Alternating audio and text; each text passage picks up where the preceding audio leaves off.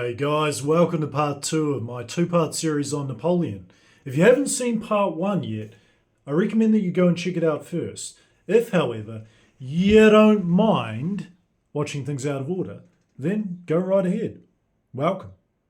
In December 1804, after 4 years of rule as first consul, Napoleon Bonaparte had himself crowned Emperor of the French.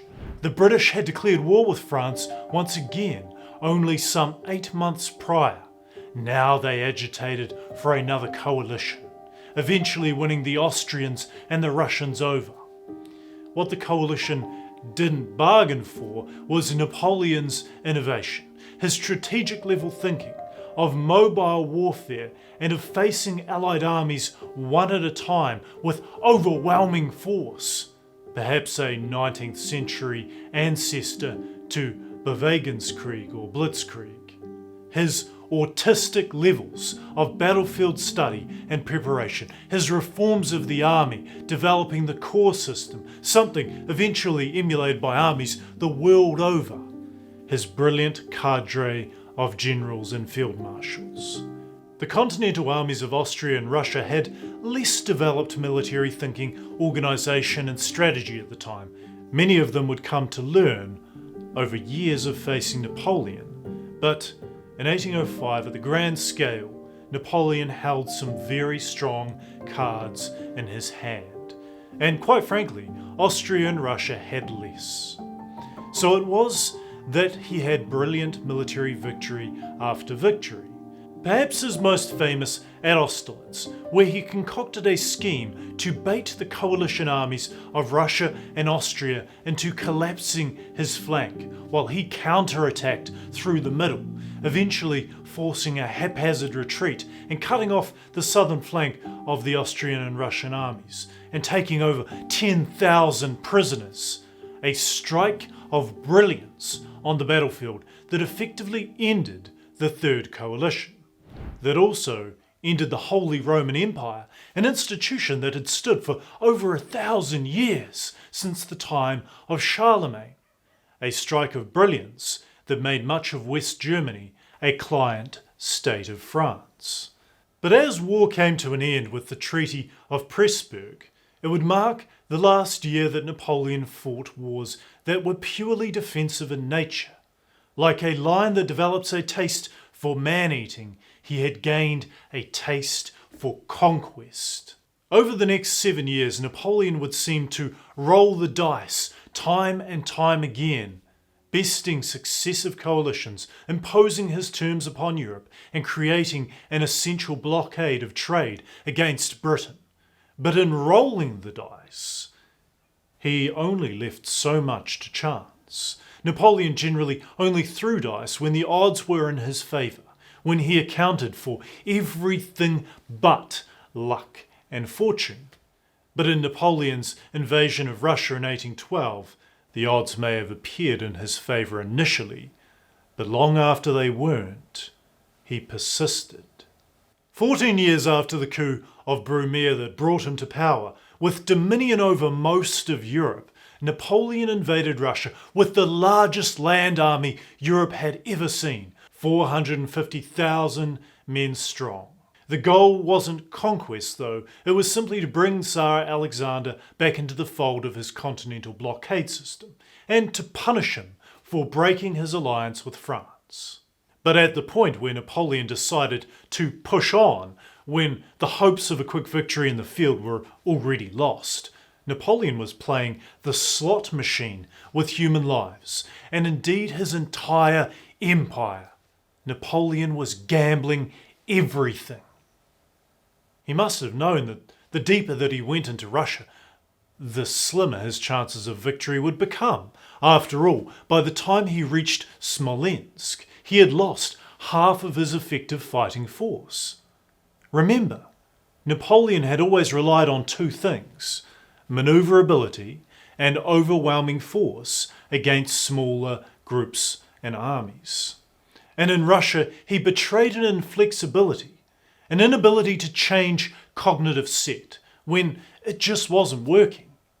And how could it work against guerrilla tactics and scorched earth, and a denial of the very battles that Napoleon needed to win. The Russian General de Tolly and Field Marshal Kutuzov after him denied him his win conditions until the Grand Army was worn down. And even then, when Kutuzov finally gave orders for battle upon the fields of Borodino, even then Napoleon still won against a numerically superior force with an advantageous field position. But the Grand Army bled for it. It was a Pyrrhic victory. Napoleon let his passion get the better of him. Gone were the flanking manoeuvres, and in place of them, a slow, grinding frontal assault against well-fortified enemy positions. The Grand Army bled, and it bled, and it bled. Eventually, the Russians withdrew, having taken immense losses themselves, including one of their top generals in Bagration. The Russians retreated south, leaving Moscow for the French. There in Moscow, the French army lost all discipline, looting indiscriminately, and worse. Here Napoleon again seemed at odds with rationality. He declared that they would winter in Moscow. But they knew the Russian tactics of scorched earth. They knew that their supply lines were far overstretched, as it were. They knew that they would have to fight the Russian peasantry for every scrap of food. How did Napoleon believe that he would be able to feed 100,000 troops? Then came the fires that raged and burned Moscow down, a plan enacted by Moscow's wily governor. Napoleon was in awe of the lengths that the Russians were willing to go to sacrifice, to bleed him out. But still, he hoped for a peace settlement on favourable terms. It was only with 2 consecutive defeats to the French forces, commanded by Napoleon's generals, that Napoleon came to the cold, hard truth that no peace agreement would be forthcoming. The charred remains of Moscow would not be able to house, let alone provision, 100,000 troops. Retreat was now the only option. And it's here that in retreat that I think that we can gain some insight into Napoleon's character. Firstly of note here is Napoleon's hubris. By the time Napoleon had reckoned with the necessity of a retreat from Moscow, there was a warning given to the French by Russian peasants that the oncoming winter would likely be a harsh one. But here Napoleon looked to the skies and wrote in his diary that the weather remained warm, the sun shone, and that these natives were speaking with superstition. Of course, from our vantage, we have the benefit of hindsight. But had Napoleon had the forethought to plan for the worst, which in past years he often did, he may not have spent fruitless weeks mucking around in Moscow, chasing the elusive proposition of a negotiated peace with Alexander, when it was clear to all that Napoleon didn't have the necessary leverage. Again, we see this hubris reflected in Napoleon's words to his master of horse, Caulaincourt, who writes in his memoirs that Napoleon stated, quote, "With every step I take I shall find reinforcements, while Kutuzov, who will likewise be worn out with marching, will be getting further and further away from his reserves. He will be left in a countryside which we have exhausted. For us there are stores in hand. The Russian will be out there dying of hunger." The unwavering confidence that carried him to many victories, that allowed Napoleon to dominate Europe for over a decade, was now set to betray him. There's a lesson in leadership in there. Know when to cut your losses and know when to see things for what they are, rather than what you would like them to be. In addition to the hubris, Napoleon's poor physical health sapped him of the energy that made him such a decisive and conscientious leader. Adding to the woes of the weary French army, the warm sunny days quickly turned into bitter, freezing temperatures. Napoleon decided to retreat back through to Smolensk, where as far as Napoleon knew, the Grand Army had a large store of provisions and ammunition, enough that might allow him to rest for 2 or 3 weeks. What Napoleon hadn't accounted for was his supply lines being threatened by a Russian army under the command of Admiral Chichagov, who had forced the retreat of Napoleon's Russian allies that were defending the southern flank. Harassed at every turn by Cossacks, and with Kutuzov's army pursuing them at pace, the noose was beginning to tighten. Around this time, Napoleon writes in his diary, "Things are becoming very serious." And that was an understatement. Much of the army was not in fighting shape. They were weak, they were hungry, they were frostbitten. A long train of stragglers marched haphazardly behind the vanguard. All discipline was lost. Many simply gave up and entered the cold embrace of the Russian winter. Every day they lost soldiers and horses by the thousands. 3 weeks into the retreat, and still not in Smolensk, Napoleon was forced to commit one of his best and favourite generals, General Ney, to hold the rear and give action. Ney's forces were committed to bleed and rearguard action in order to give the vanguard a chance of escape. Ney and the soldiers under his command fought valiantly, heroically, under appalling conditions. They maintained their morale, facing down mortality at every turn, fighting almost every day in retreat.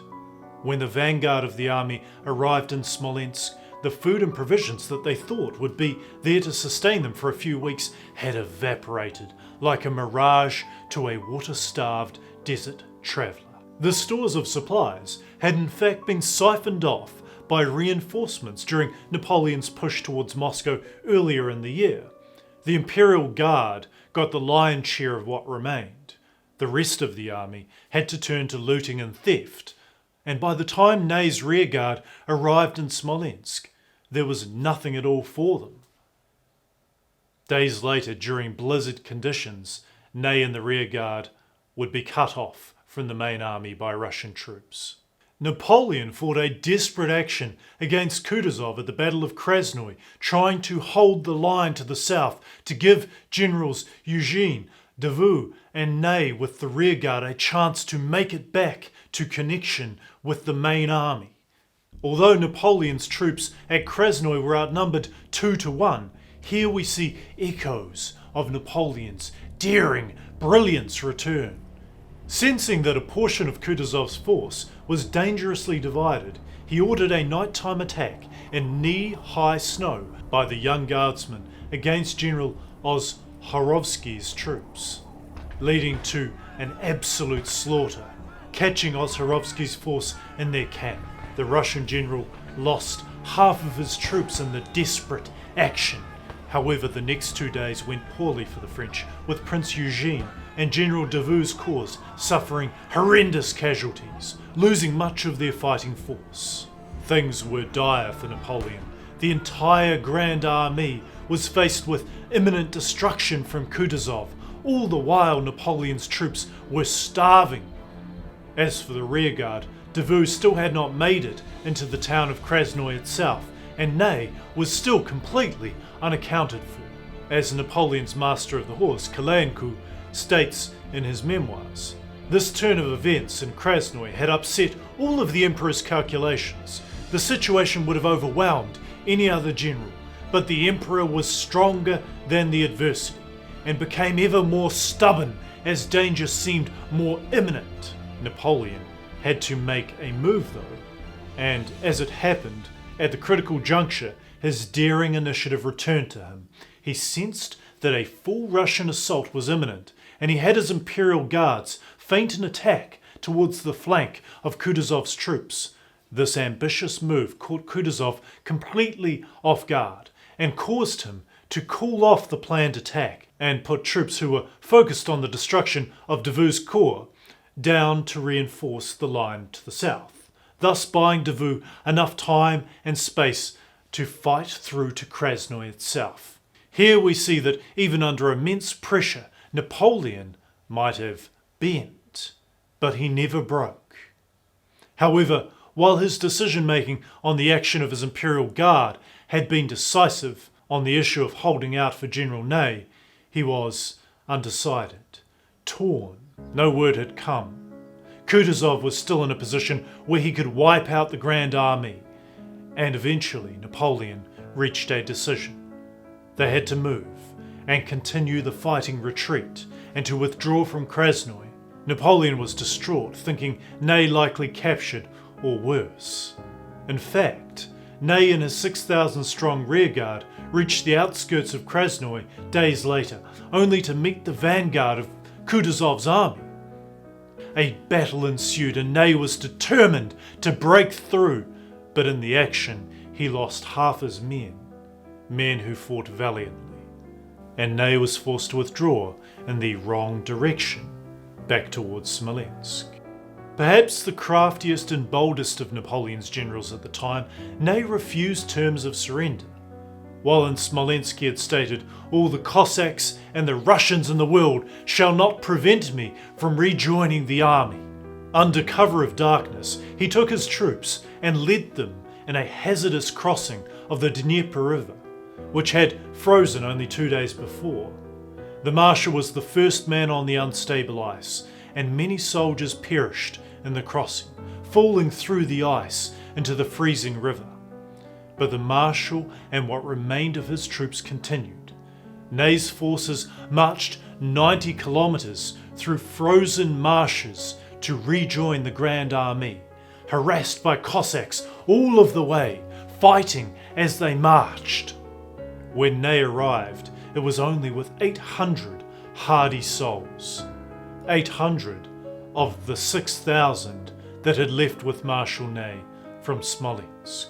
Napoleon declared that Ney was the bravest of the brave, and in private he had stated, while Ney was unaccounted for, that he would have given all of his 400 million francs to his name to have Ney returned to him. And from this we can glean two things about Napoleon. First is that Napoleon was a marvellous delegator.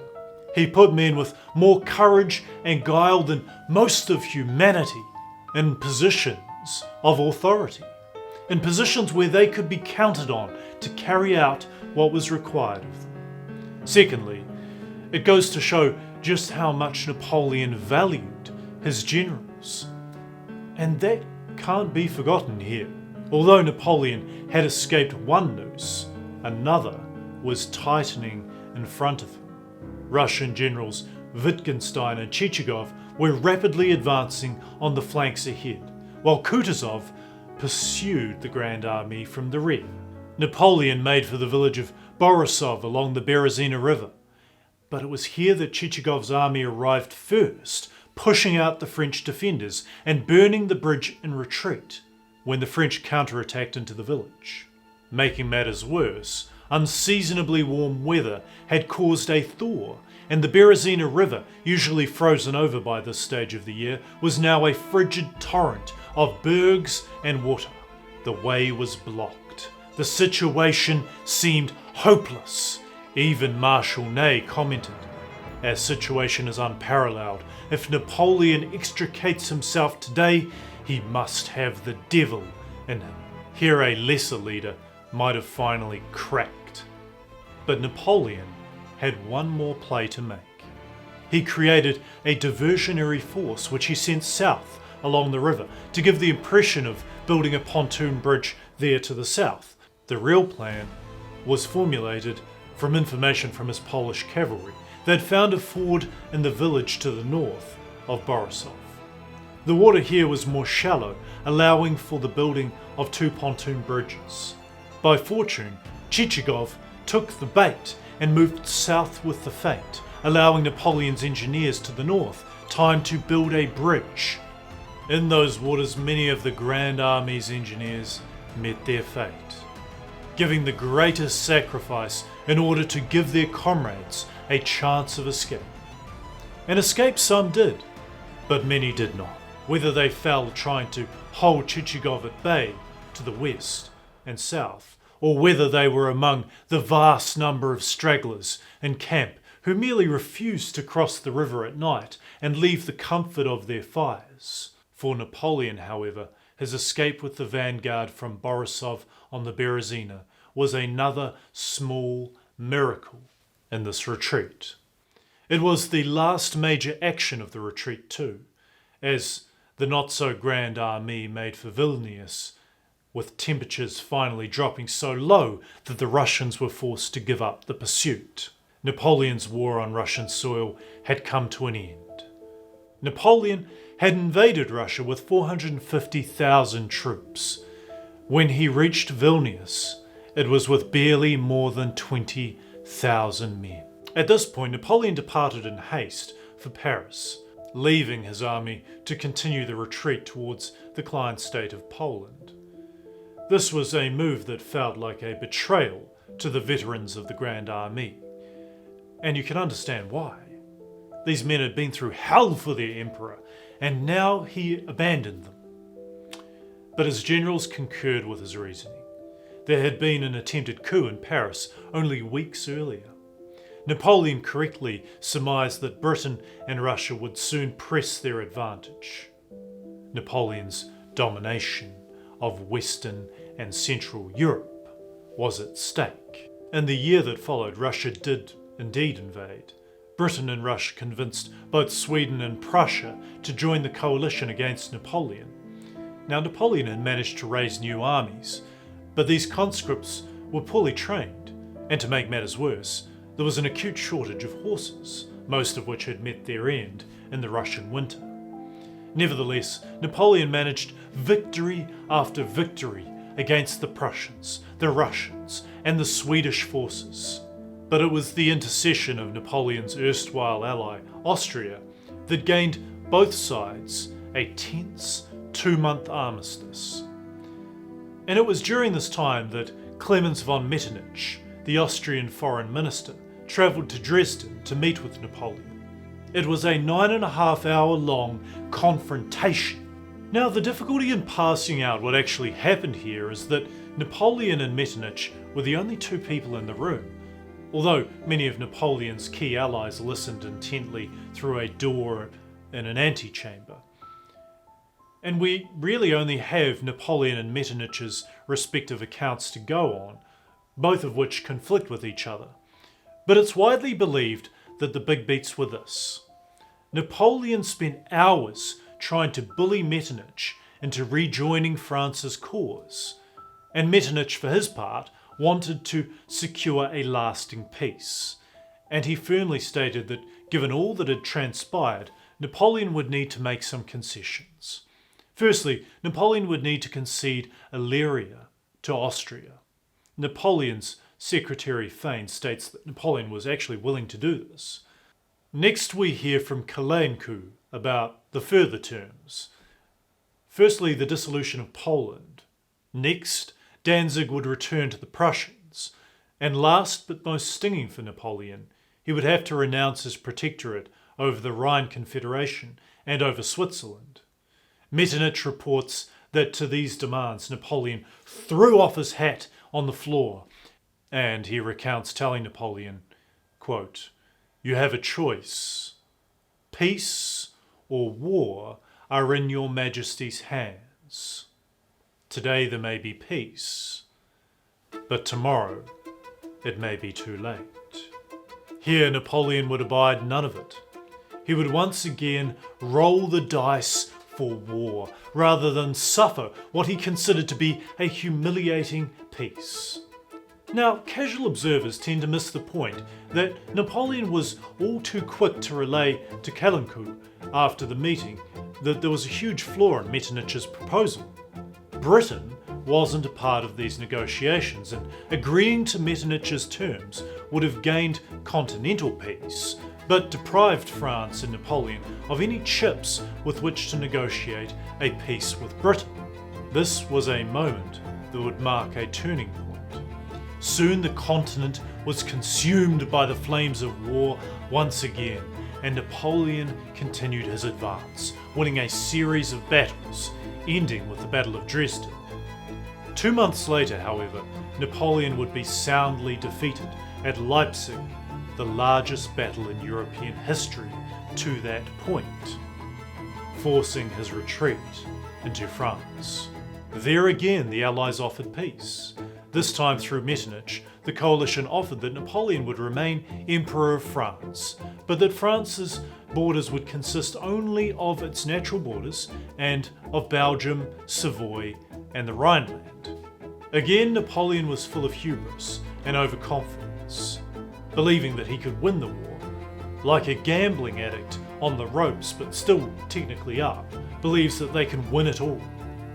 However, only 6 months later, coalition troops would march through Paris, taking Napoleon into captivity.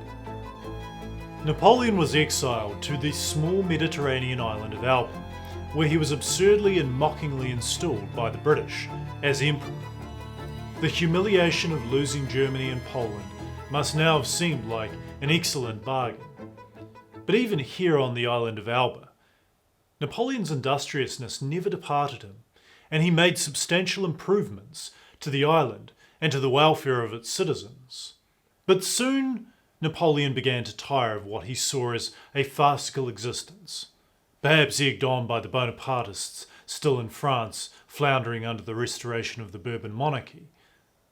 Maybe egged on by the civil unrest that he learned of in France caused by the royal regime, perhaps even egged on by his own mother. Napoleon decided to abscond from Elba and to set sail for France to try and take back the country. Landing in the small seaside town of Golfe-Juan, he began a march on Paris.